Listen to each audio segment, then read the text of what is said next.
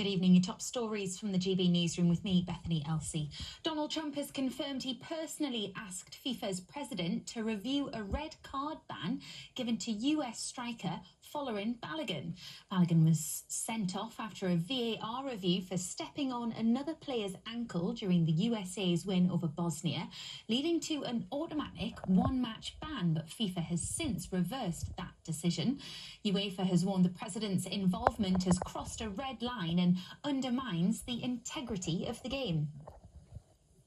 The government stepped in to prevent FIFA bringing forward England's match against Mexico last night, saying the move would give their opponents an unfair advantage. Sir Keir Starmer used diplomatic channels to oppose the match being moved to 7 p.m. on Sunday night to give England more time to adjust to the altitude at the Azteca Stadium.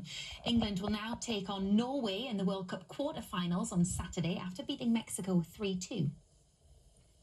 A Russian spy plane repeatedly dropped tracking devices near the UK's flagship aircraft carrier in a suspected attempt to harass the warship.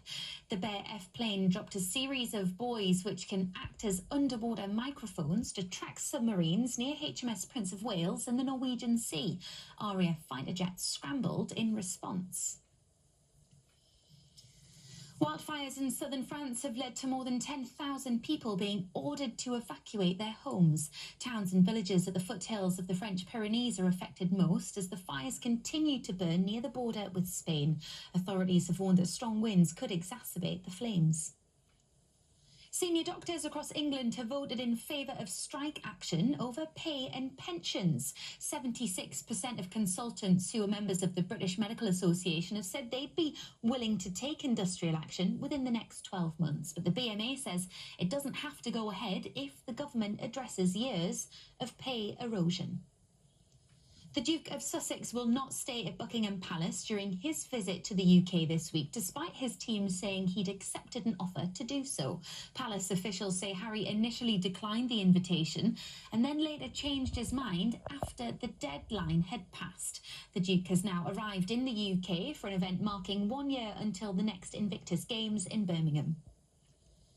And ITV has agreed to sell its media and entertainment business to Sky for £1.6 billion in one of the biggest takeovers in British broadcasting history.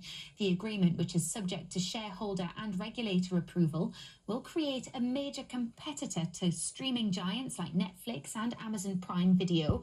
The deal includes ITVX platforms and ITV's free-to-air channels. Those are your latest headlines. Have a very good evening. Take the GB News family with you on any device. As long as you have an internet connection, tune into GB News anywhere on the planet or beyond.